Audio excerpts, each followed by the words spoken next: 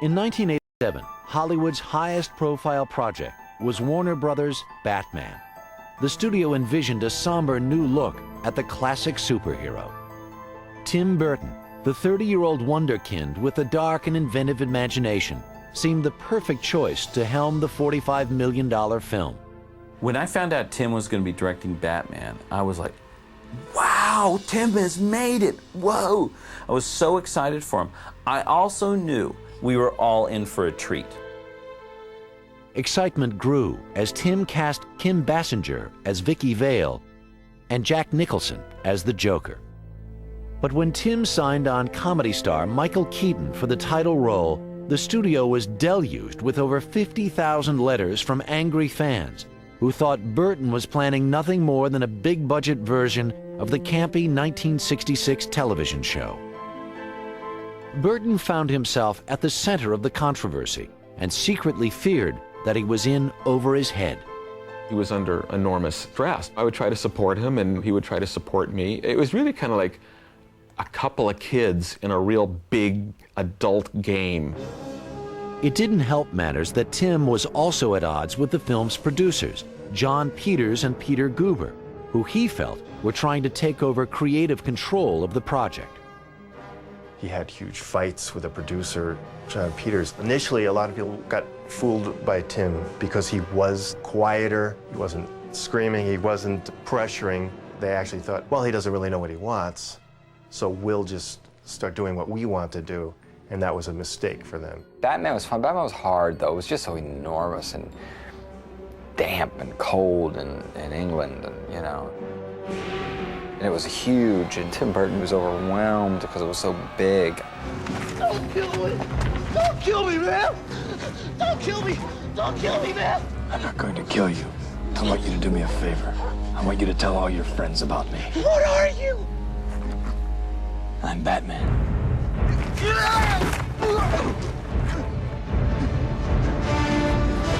As the tension-filled production wrapped and Batman buffs camped outside movie theaters to see the midnight premiere, Burton was worried his movie wouldn't live up to the hype.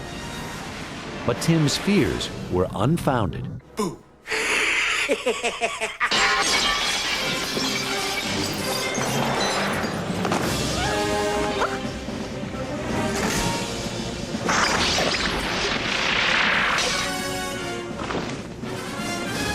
Hold on.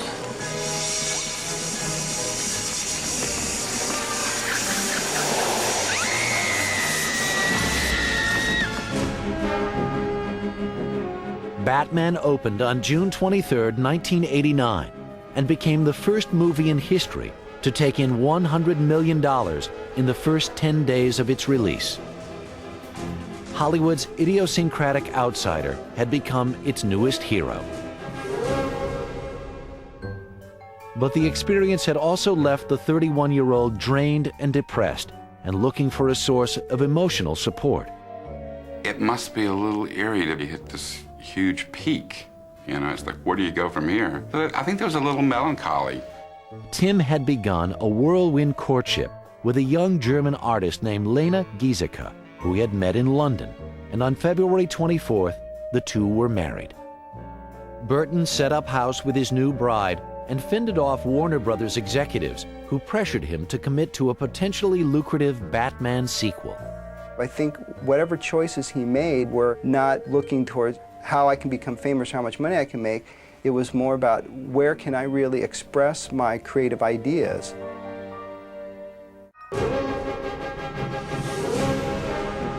Besieged by requests from Warner Brothers to direct a Batman sequel, Tim finally caved in. In Batman Returns, Michael Keaton reprised the title role and was supported by Michelle Pfeiffer as Catwoman and Danny DeVito as the Penguin. Batman Returns premiered on June 19, 1992, and like its predecessor, was a box office hit.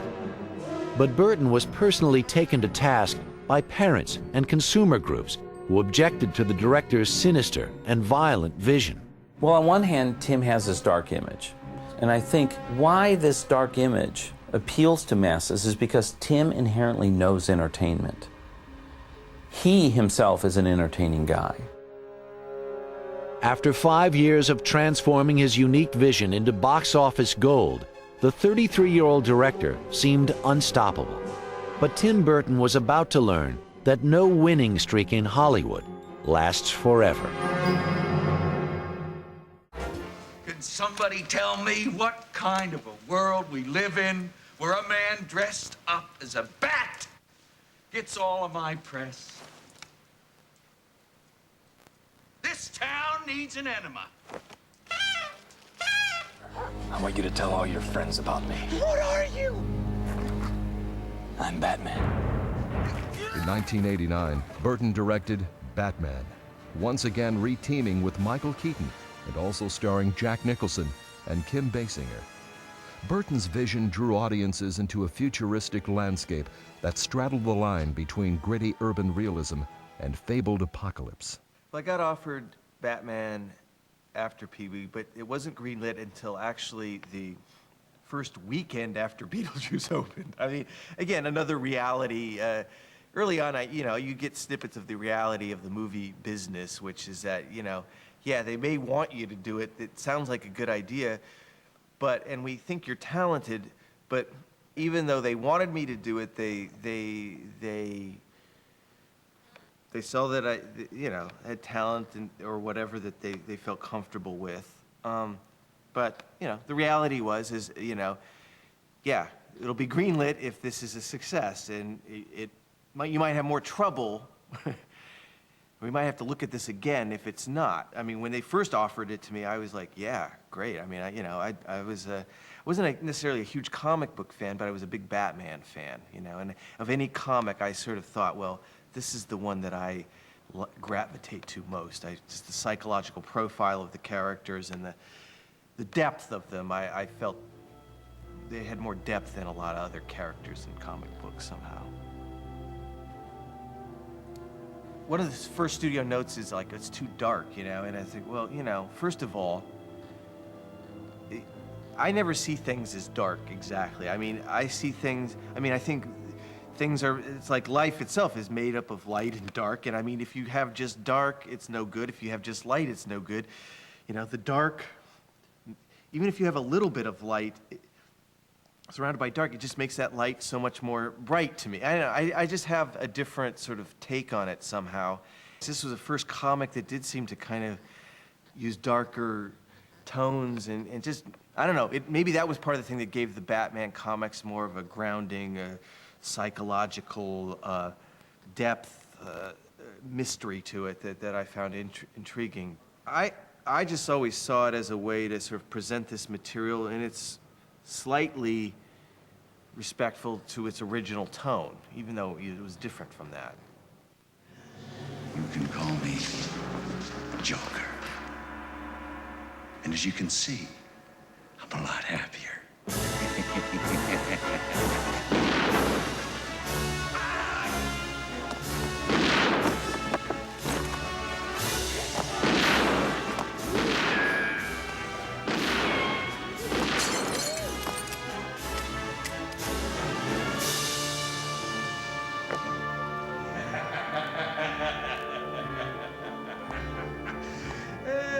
What a day. Batman was incredibly difficult, and what people don't realize is, and while the first Batman may, you could look at it and say, it's got its faults, it's not perfect, but I really, really like that movie, because I knew how hard it was to get that accomplished.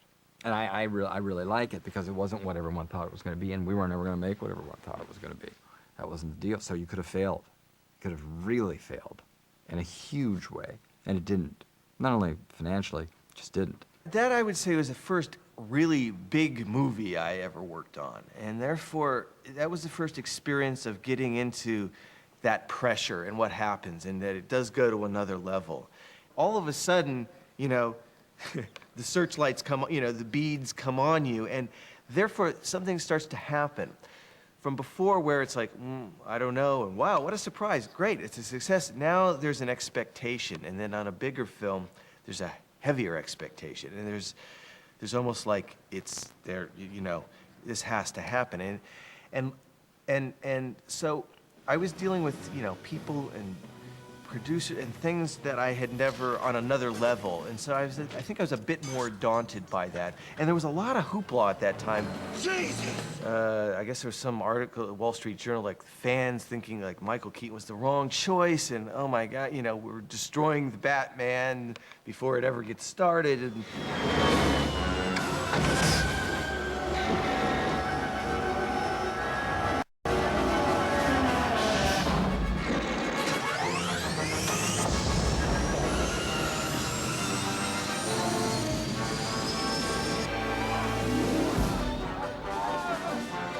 In 1992, Burton once again explored the dark underworld of Gotham City with Batman Returns, starring Michael Keaton, Michelle Pfeiffer, and Danny DeVito. It would be Burton's last association with the Batman character, although 2 subsequent films have since been released. Take one step closer, Mr. Batman.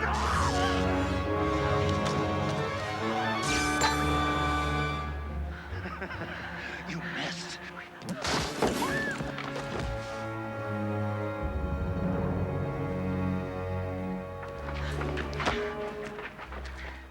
the first Batman and the second Batman were, you know, 2 different experiences. First one was in London, second one we shot in Los Angeles. And so they were different experiences. And at the end of it, if I look at the both of them, I mean, there's probably aspects that I like more in the second than in the first. Maybe the first is more.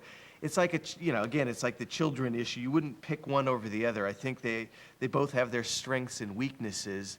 It's very hard for me to actually think of which is a better. It was interesting. I remember this was an odd dynamic. I do remember after the second Batman, I was confronted by another like contradictory. I mean, we'd have these junkets, you know, where you talk to somebody every 6 minutes, right?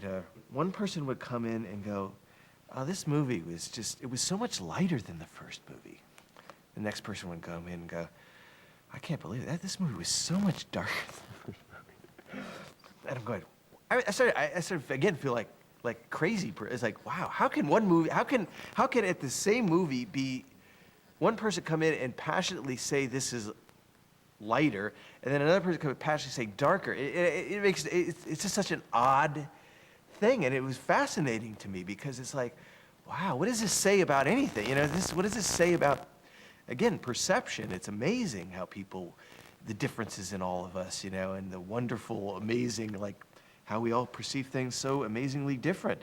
And then I think there was something else that sort of, at the end of that, which kind of made me realize not to do a third one, which was that there seemed to be kind of a backlash. I remember hearing a lot about how the fast food companies were very upset at how dark the film was, and the film was upsetting people and children and whatever, and, you know, all, what's that black stuff coming out of the penguin's mouth, you know, that doesn't go well with Happy Meals, you know, blah, blah, blah, blah. So there did turn out, the overall, I think, vibe at the end of the day was that the film was darker and therefore going down a dark and ominous path.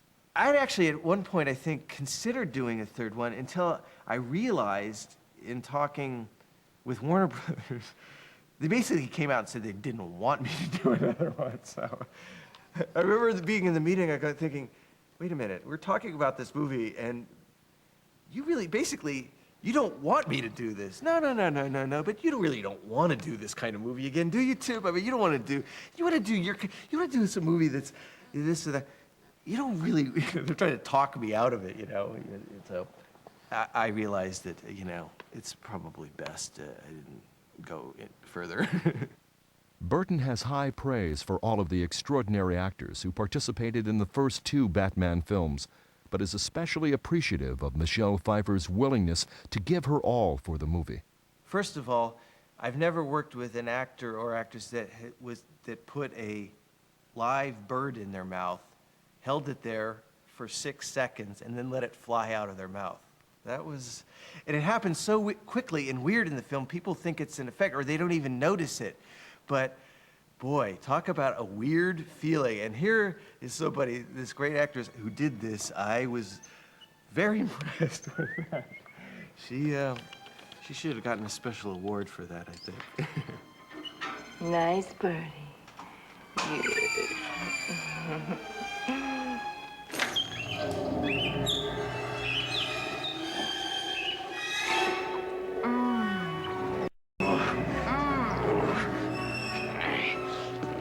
Nice kitty.